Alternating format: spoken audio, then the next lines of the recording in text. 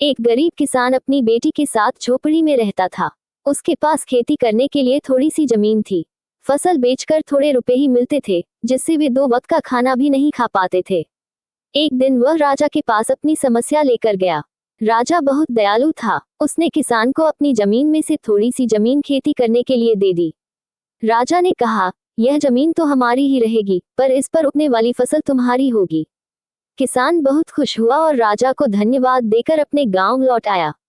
एक दिन किसान खेत की जुताई कर रहा था।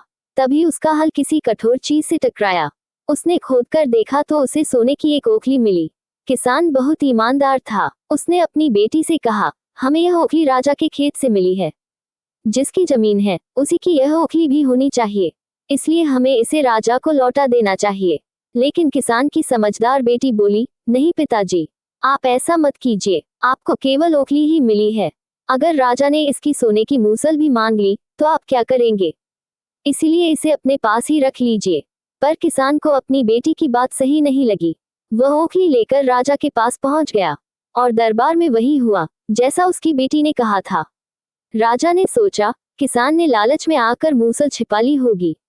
बेचारे किसान के पास मूसल होती ही नहीं। राजा ने गुस्से में उसे जेल में डाल दिया।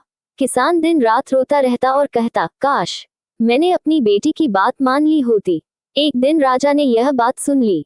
उन्होंने पूछा, क्यों, आखिर ऐसा क्यों कह रहे हो? किसान ने पूरी घटना बताई। राजा को अपनी गलती का एहसास हुआ। उन्होंने किसान को तुरंत रिहा कर दिया।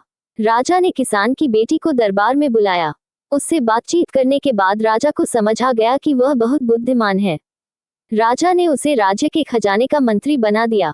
साथ ही उन्हें रहने के लिए घर और सारी सुख सुविधाएं भी दी। इस घटना के बाद किसान और उसकी बेटी हमेशा सुख से रहे। आखिरकार जीत सच्चाई की ही हुई।